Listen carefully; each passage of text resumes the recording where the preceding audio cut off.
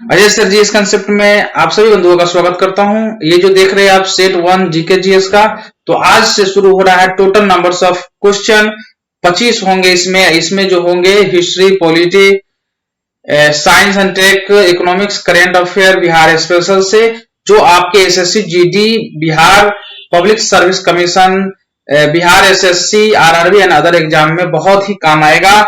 ये मेरा mobile number है और Telegram channel Ajay sir GS search करके आप टेलीग्राम से जुड़ सकते हैं और इसका पीडीएफ प्राप्त कर सकते हैं। ठीक है, ये आपके एसएससी जीडी और एसएससी सीजीएल को रख के हम ये शुरू कर रहे हैं। 25 क्वेश्चन जो इंपोर्टेंट सिलेक्टेड क्वेश्चन है, जो आए हुए प्रश्न है और जो आने की संभावना है उस पर आधारित है। तो चलिए आइए वीडियो अब शुरू करते हैं।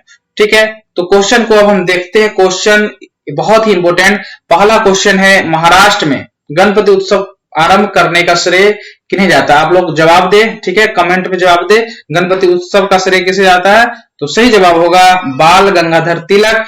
बाल गंगाधर तिलक ने 1893 में इसे शुरू किया था। इनको बहुत ही अवहेलना का सामना करना पड़ा था। सभी लोग के विरोध के, जो धर्म के खिलाफ थे, उनके विरोध को झेलना पड़ा था। ठीक है, किनको? बाल गंगाधर तिलक को।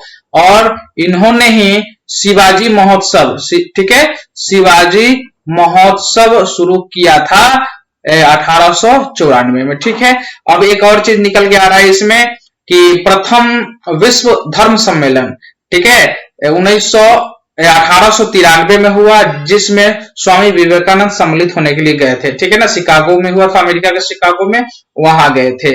चलिए अगला जो प्रश्न आप देख रहे हैं, अगला प्रश्न है 2 नंबर प्रश्न को देखते हैं हम। 1904 में क्रांतिकारी संगठन अभिनव भारत संगठन कहां किया गया था? संगठित कहां करने काम हुआ था? तो ये महाराष्ट्र में काम हुआ था। ठीक है, महाराष्ट्र में हुआ था। मित्र मेला पहले इसका नाम था। ठीक है, एकदम अच्छा लग रहा हो तो शेयर कर दे और रोज रात में 8 बजे जुड़े हमसे। रोज होगा नए नए क्वेश्चन को, सिलेक्टेड क्वेश्चन आने की संभावना और पूरी संभावना की जीके जीएस आपको इससे कंप्लीट हो जाएंगे।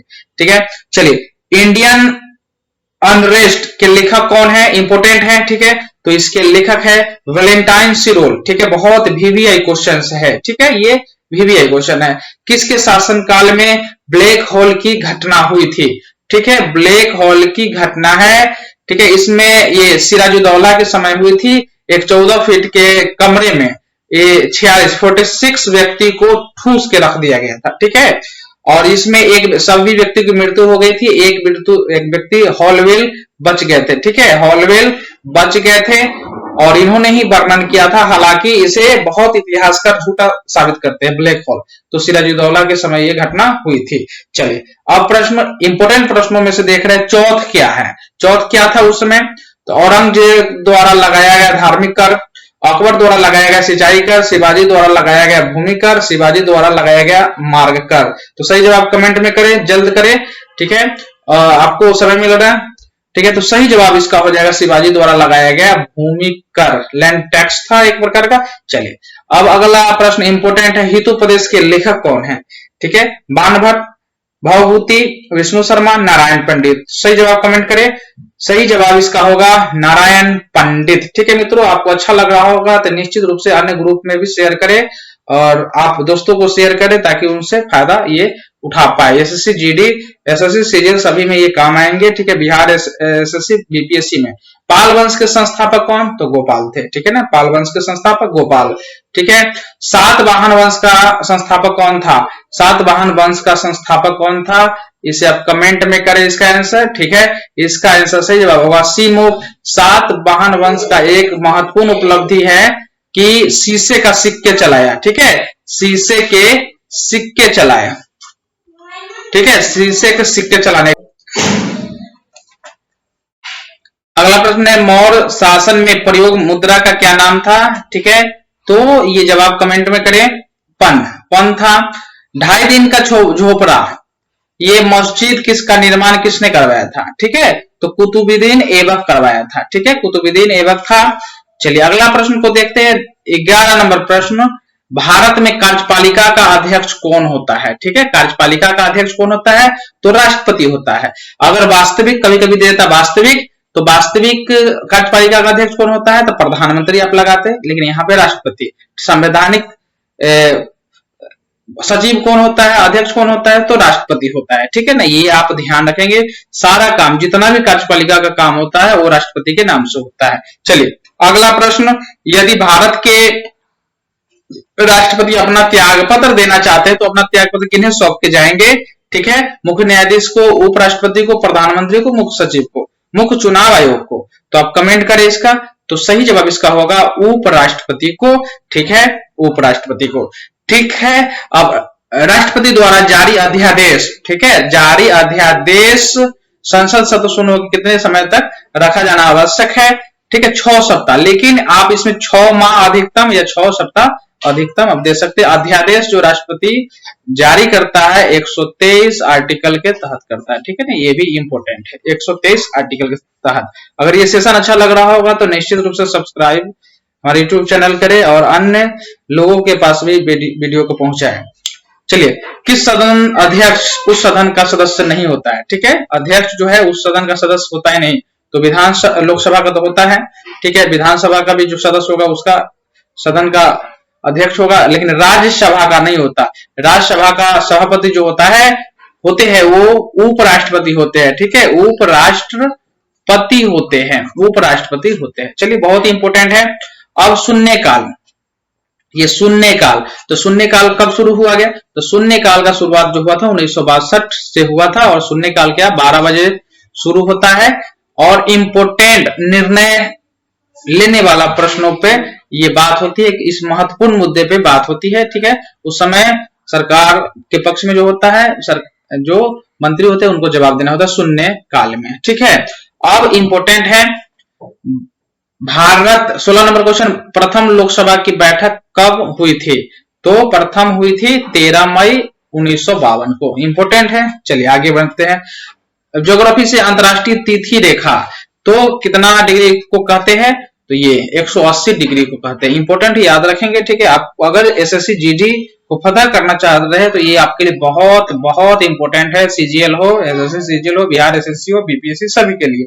तो ये किलिमंजारो पर्वत जो है किस महाद्वीप में स्थित है? तो किलिमंजारो पर्वत जो है आपका अफ्रीका में स्थित है।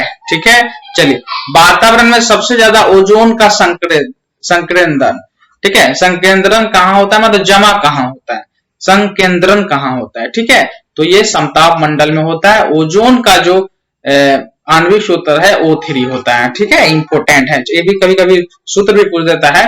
कार्बेट नेशनल पार्क, ठीक है, कार्बेट नेशनल पार्क किस जिले में है? नैनीताल।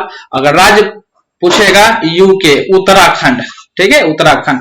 वाहन पीछे से आने वाले वस्तुओं को देखने में कौन से दर्पण का प्रयोग करती है वाहन? तो ये करती है उत्तल दर्पण का प्रयोग करती है, उसमें लगा होता है।